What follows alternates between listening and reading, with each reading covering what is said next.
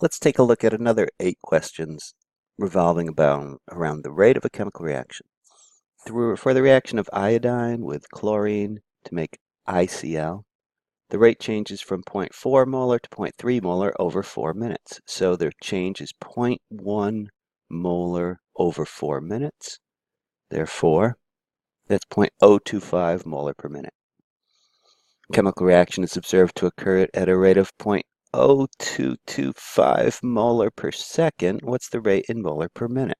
Well, set it up as molar per second. Recognize that there's 60 seconds in a minute. Be sure your seconds cancel.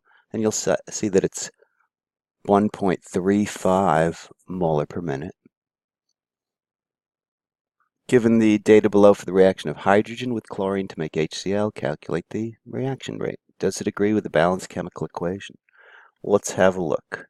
It looks like hydrogen changes by 0.01 molar over 4 seconds.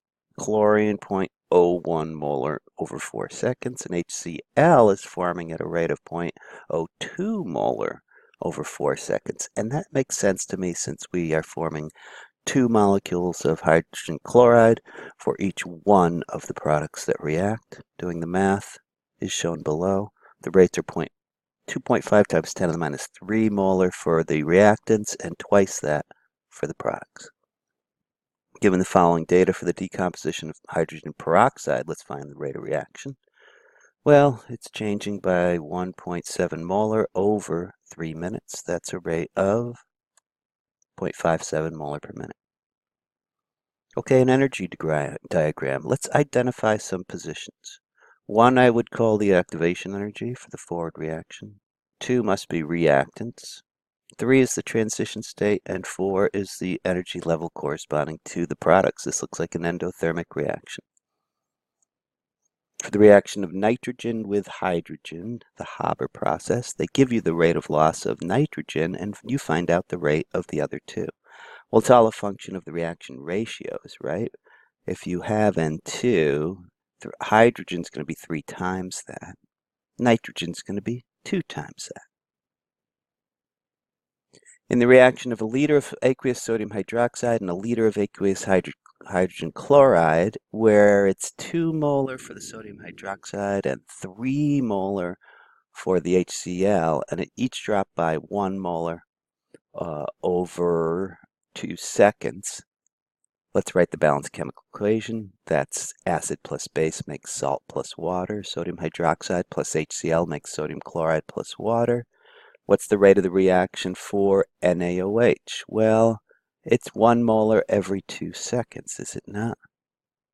That's 0.5 molar per second. For the HCl being a 1-to-1 ratio, it's got to be the same. And how long would it take for the reaction to go? Well, it's 1 liter. And you're going to run out of NaOH after, if you're doing a 1/2 molar every second, in 4 seconds, you have to go 2 molar, right? You have to go from 0.5 molar per second, and you're starting with 2 moles, right? So it'll take 4 seconds. How many grams would be formed from this reaction? Well, you're going to make 2 moles. That's 36 grams. Would there be any remaining starting material? In fact, there would, because you have an extra mole of HCl. You have 3 moles of HCl. 3 moles per liter times 1 liter means 3 moles. So you're going to end up with an extra mole of HCl. Let's list 6 ways to increase the rate of the chemical reaction. The memory device STICK, S-T-I-C-C, is helpful, and then maybe we'll add one more. We'll increase the surface area, heat it up, increase the concentration of a reactant, or both. Pressurize it, recognizing that it's going to have to go to the fewer number of, no, that's equilibrium, right? Yeah, pressurizing it should help in general. Change the identity of a reactant, or we could even add a catalyst. Finally, here is some data. They want the rate of reaction, and it's going from 2.6 to 1.53 molar over 3 minutes. That's a change of 1.07 molar over 3 minutes, which is 0.36 molar per minute. This is 8 questions regarding reaction rate.